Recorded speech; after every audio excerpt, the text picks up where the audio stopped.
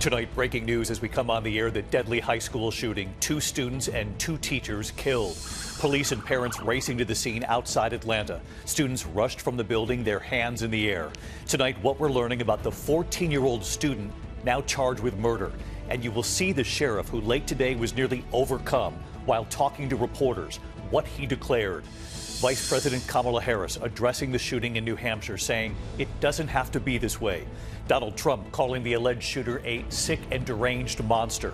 What both Harris and Trump said today about their high-stakes debate now just 6 days away, right here on ABC. And the other developing headline just moments ago, Liz Cheney now saying she'll vote for Kamala Harris. Tonight, the Biden administration hitting Russia with new sanctions, accusing Moscow of interfering in the presidential election already. Tonight, you will see the alleged Russian propaganda already at work here in the U.S., aimed at influencing voters' opinions, they say.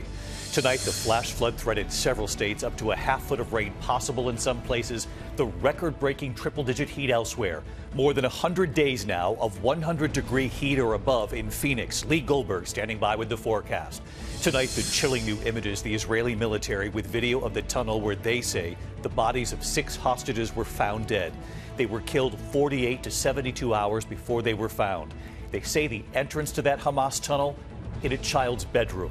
The war in Ukraine and tonight Russia unleashing a deadly wave of missile and drone strikes, and President Zelensky with a major shakeup in his cabinet.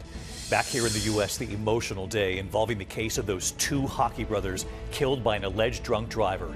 The NHL team and what they said about their player lost. The brothers were home for their sister's wedding. The American Airlines flight forced to divert what a first-class passenger is accused of doing. The surgeon tonight accused of taking out the wrong organ. The patient died, and what the family of the patient is now saying.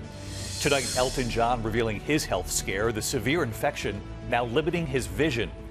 And America Strong tonight, the discovery by the firefighters, the eye peeking out, and what they pulled off.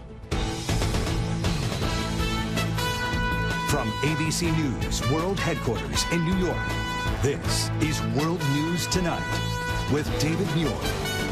Good evening, and we begin tonight with the breaking news. The new school year just beginning, of course, and today the news coming in of a deadly school shooting. 2 students and 2 teachers killed. Authorities say it was a 14-year-old student. He is now in custody. It happened at Appalachia High School in Winder, Georgia, about an hour outside Atlanta. In addition to the 4 dead, 9 others injured rushed to the hospital. Again, the shooter just 14 years old. Law enforcement officers, you see there, rushing to the scene. Inside, officers carrying weapons, clearing classrooms one by one, leading students away, their arms in the air. Those students had been texting their parents, barricaded in classrooms, telling them they loved them.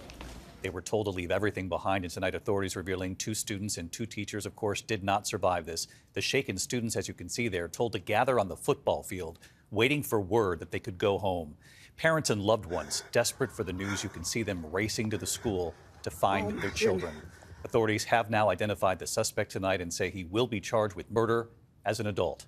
ABC's Faith Abube on the scene. She's leading us off in Winder, Georgia tonight. Tonight, terrifying scenes that are now all too familiar. Students pouring out of a school after a 14-year-old fellow student allegedly opened fire. State, local, and federal law enforcement racing to Appalachia High School in Winder, Georgia, northeast of Atlanta, just before 10:30 this morning. 2 students and 2 teachers killed, 9 other victims taken to the hospital. The suspect surrendering to authorities without a struggle. The shooter is in custody. His name is Colt, that's C-O-L-T, Gray. He is a 14-year-old student here at the high school. He will be charged with murder and he will be tried as an adult. Single file line down this aisle right here after this deputy. Sophomore Alexandra Romero shooting this video as officers led students to safety from inside the darkened classroom. Let's move with purpose, come on. It was a small little ball of us, like all holding each other, and I remember like my friends crying. They were all scared, and then 2 police officers came in with their guns, telling us not to move, that it's still not safe. At first, Joshua Malik thought it was a drill. It was very quiet. A lot of people were crying. It was like everybody was scared, and people were screaming, calling their moms and everything. And the teacher was making sure everybody was he was trying to keep the class calm and everything. A text message from student Ethan Clark to his mother, Erin. School shooting right now. I'm scared. Please, I'm not joking. Mom responding instantly. I'm leaving work. Ethan writing, I love you. The students taken out to the football field, some forming a prayer circle. All other schools in the area locked down. Everybody came to get their children. Gwendolyn Cook recording this video as she rushed to that football field to find her grandkids, along with hundreds of other frantic, terrified parents. Jonathan Mills, one of many parents who had to run miles to get to their kids because of all the roadblocks in the area. It hits harder when it's home, you know. It hits harder, you know, as a cop myself, you know, you dealing with people you don't know is different, but actually knowing that it's your child that could potentially be the one that you have to hold, or you know, last time you spoke to him was this morning saying, you know, have a good day, that kind of thing. You know, it's different. Late today, the sheriff nearly overcome. I never imagined that I would be speaking to the media in my career over something that happened today, the pure evil that happened today. This hits home for me. I was born and raised here. I went to school in this school system. My kids go to this school system. My heart hurts for our community, but I want to make it very clear that hate will not prevail in this county. And David, we saw parents today rushing to the school on foot, cell phones in hand, concern on their faces, and then coming out later relieved after reuniting with their children. Of course, there are 2 students and 2 teachers who are dead and 9 others who are injured. This entire community is in mourning. School has been closed for the rest of the week as investigators track down a motive. David. Just an awful day there. Faith Abube. Faith, thank you. Let's get right to our senior investigative correspondent, Aaron Katersky, also reporting on this tonight. And Aaron, what have you learned about this 14-year-old student now under arrest? We have seen far too many of these cases, haven't we, David, of armed young men targeting schools. Here, the 14-year-old shooter surrendered to police when confronted. Police have not said what weapon he used, how he obtained the weapon, or how he got it inside the school. Sheriff said it did not appear that Colt Gray had been targeting anyone specifically or had connections to the 2 adults and 2 students he allegedly killed. The suspect has been answering questions. Investigators have been talking to his parents, but they're quick to point out they do not yet know why he allegedly attacked his school. And David, the sheriff, said he may never know. This does appear to be the first deadly K-12 school shooting in Georgia in at least 25 years. David? Aaron Katersky on this as well. Thank you. Vice President Kamala Harris responding to the deadly school shooting on the campaign trail today. Vice President Harris in New Hampshire saying it doesn't have to be this way. Former President Trump tonight calling the alleged shooter a sick and deranged monster. And tonight, what Harris and Trump both said today about their high-stakes debate just 6 days away now, right here on ABC. Here's Mary Bruce tonight. Tonight, before a crowd in New Hampshire, Vice President Kamala Harris denouncing the school shooting in Georgia, saying it doesn't have to be this way. It's just outrageous that every day in our country, in the United States of America, that parents have to send their children to school worried about whether or not their child will come home alive. It's senseless. It is. We've got to stop it. And we have to end this epidemic of gun violence in our country once and for all. You know, it doesn't have to be this way. Former President Donald Trump releasing a statement saying our hearts are with the victims. Trump saying these cherished children were taken from us far too soon by a sick and deranged monster, but making no mention of how to address gun violence. Harris came to New Hampshire to outline her plan to help small businesses, part of a broader effort to bring her economic proposals into focus in the run-up to the debate. I believe America's small businesses are an essential foundation to our entire economy. Harris's goal to help launch 25 million small businesses. She would drastically expand tax deductions for startup costs and take steps to reduce red tape and ease regulations, including creating a standard deduction for small businesses. Today, Harris pitting her vision against Trump's. He plans to give billionaires massive tax cuts and to cut corporate taxes by over $1 trillion, even as they pull in record profits. Tomorrow, Harris heads to Pittsburgh to hunker down and prepare for the debate, her first face-to-face encounter with her rival. Trump today says he's ready. You know what I say about debates? And I think this is true with a lot of people, but they don't say it. I've been preparing all my life for this debate. And boarding her plane, Harris sounding confident too.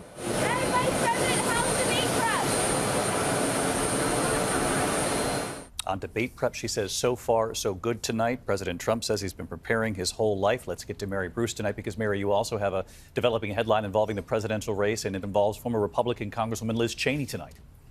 David, Liz Cheney, who has become a vocal critic of Donald Trump's and, of course, co-chaired the January 6th committee, just saying, quote, because of the danger Donald Trump poses, not only am I not voting for Donald Trump, but I will be voting for Kamala Harris. It comes also after Jimmy McCain, the son of late Republican Senator John McCain, announced that he, too, will be voting for Kamala Harris. Jimmy McCain, a veteran who served in Iraq and Afghanistan, has argued that Donald Trump politicized a recent visit to Arlington National Cemetery. Jimmy McCain saying, quote, it blows me away. David. Mary Bruce at the White House tonight. Mary, thank you. And of course, the ABC News presidential debate just 6 days away now. Next Tuesday night, right here on ABC, Vice President Kamala Harris, former President Donald Trump on that stage. I'll be moderating with our Lindsay Davis the debate right here on ABC, 9 p.m. Eastern, next Tuesday night. Tonight, the Biden administration hitting Russia with new sanctions now, accusing Moscow of interfering in the presidential election already. Tonight, right here, you will see the alleged Russian propaganda allegedly at work here in the U.S., aimed at influencing voters. Here's Pierre Thomas. Tonight, the Attorney General warning the American people that Russia's efforts to interfere in this year's U.S. presidential election is intensifying. The Biden administration announcing new sanctions and charges, alleging that senior aides to Vladimir Putin are engaged in a sweeping operation aimed at supplying millions of Americans with disinformation. We have no tolerance for attempts by authoritarian regimes to exploit our democratic system of government. The government seized 32 bogus website domains purchased by Russian security services that mirror legitimate news sites, creating fake stories and using authentic-looking logos as part of a campaign called Doppelganger.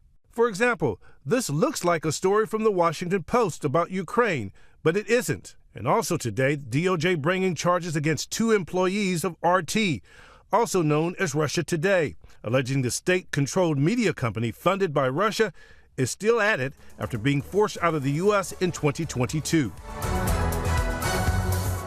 The FBI saying it uncovered a scheme involving nearly $10 million laundered through a network of foreign shell entities to covertly fund a Tennessee media firm. That company posting nearly 2,000 videos on social media that have garnered more than 16 million views on YouTube alone. Administration officials say Russia's efforts were aimed at sowing divisions here at home, influencing Ukraine policy, and securing Russia's preferred outcome, re-electing Donald Trump. David? Pierre Thomas live in Washington. Pierre, thank you. Next tonight, here the flash flood threat in several states, up to a half foot of rain possible, and the record-breaking heat. Phoenix now with more than 100 days with temperatures above 100. Let's get right to meteorologist Lee Goldberg of our New York station, WABC Channel 7 here in New York, and he's tracking it all again tonight. Hey, Lee.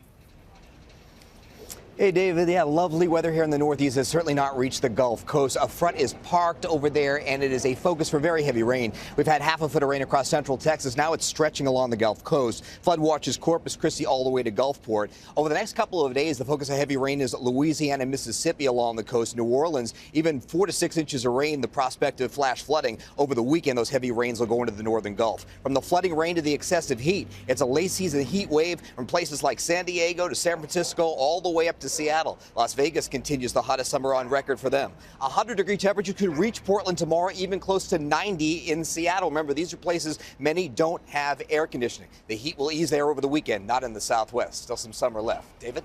Incredible temperatures in the West. Lee, thank you. Overseas tonight into the chilling new video, the Israeli military releasing video of the Hamas tunnel where they say the bodies of 6 hostages were found. They say the entrance to that tunnel in a child's bedroom. Marcus Moore from Israel tonight. This is the Hamas tunnel shaft where the IDF says 6 hostages, including Israeli-American Hersh Goldberg, Poland, were executed just 48 to 72 hours before IDF forces recovered their bodies. ABC News could not independently verify the location, but the IDF claims access to the tunnel was hidden in what appears to have been a child's bedroom. Prime Minister Benjamin Netanyahu tonight standing firm, saying there will be no deal with Hamas to free the remaining hostages without Israeli control over the Philadelphia corridor along the border with Egypt. I'm willing to make a deal. I made one already. But leaving Philadelphia does not advance the release of the hostages. The White House today tight-lipped, but earlier this week pushing back, saying Netanyahu originally agreed to a deal in May that will remove troops along that corridor. That's been on the table now for how many months? We still believe these gaps can be narrowed. We still believe it's an achievable outcome. Right now, with hopes of a ceasefire out of reach, anger and protest grip Israel for a fourth straight day. We need to seal the deal. Please save us, help us. We can't breathe anymore. And David, tonight a senior Biden administration official tells ABC News there's about 90% agreement on a ceasefire deal, but still strong differences exist. David. All right, Marcus, more tonight from Tel Aviv. Marcus, thank you. Now to the war in Ukraine tonight, Russia unleashing a deadly new wave of missile and drone strikes. The horrifying moment explosions rock Lviv in western Ukraine. In videos circulating online, residential buildings obliterated, at least 7 killed, dozens injured. It comes as President Zelensky carries out a major shakeup of his cabinet, including his foreign minister, saying Ukraine needs, quote, new energy in this fight against Russia. Back here in the U.S. tonight, remembering the 2 young hockey brothers killed by an alleged drunk driver. The Columbus Blue Jackets NHL team speaking for the first time since their star player and teammate Johnny Gaudreau and his brother Matthew were killed, hit while riding their bikes. The team describing their loss and making a plea to save other lives. Well, there's a huge hole in our lineup. There's even a larger one in our hearts. If you think about driving after a few beers or a fun night, please, please, please do not find a way home. Memorials for Gaudreau, known as Johnny Hockey, now growing outside the arena. Fans remembering the 31-year-old husband and father of 2 and his brother. When we come back tonight, the American Airlines flight forced to divert what a first-class passenger is accused of doing. And then tonight, the surgeon accused of taking out the wrong organ, the patient dying on the operating table. More in a moment. Tonight, an American Airlines flight from Milwaukee to Dallas forced to divert. The airline says a first-class passenger would not stop vaping during the flight, arguing when the flight attendant warned him to stop. Diverting to Tulsa, police escorting the passenger off. Now to the surgeon accused of taking out the wrong organ, the patient dying on the operating table. The wife of the husband who died in Miramar Beach, Florida, accusing the surgeon of removing the patient's liver instead of his spleen. Tonight, the hospital says it has now launched a, quote, thorough investigation. When we come back here tonight, Elton John revealing his own health scare affecting his vision. To the Index, and Elton John tonight revealing he's recovering from a severe infection causing vision loss in one eye. He says the infection began over the summer. He calls his recovery, quote, an extremely slow process. He is still scheduled to attend the premiere of his documentary in Toronto on Friday. When we come back here, America Strong tonight, you have to see this. The discovery by the firefighters, the one eye peeking out, and what they pulled off. Finally tonight here, the firefighters, what they heard, and then what they saw, looking back at them. Tonight in Ketchikan, Alaska, a remarkable discovery more than a week after the devastation there. James and Bill Montevere lost their home and everything in it last week in a massive landslide. Both of them making it out alive with minor injuries, but their dogs inside still missing. 6 days later, firefighters searching through the debris when they heard some whimpering. Firefighter Crystal Schleif right here tonight. Hi, David. Telling us what she saw when she crawled through that debris into a small space buried in what was once the home. I saw little eyes looking at me, and they were just staring, and I saw them blink, and so I was like, I found a dog! Oh my God, I saw it blink! At first, only seeing one dog, Cassie, but soon the other 2, Alani. They were stuck in that small space on a couch where the ceiling had landed. I scooped Cassie into my arms, and then he scooped Alani into his arms, and then we passed the dogs on kind of like a chain. Tonight, James and Bill both now reunited with their dogs. Cassie and Alani checked out by the vet. They're doing great. Hey, David. And right here tonight, James and Bill, Cassie and Alani, right there too. We are so blessed by the support that the community has given us, by the first responders, by everybody. We have our lives, we have our precious dogs, and we hope good things come to other people also. We are so glad you have your dogs back, and we salute those firefighters. I'll see you tomorrow night. Good night. Thank you for making World News Tonight with David Muir, America's most watched newscast.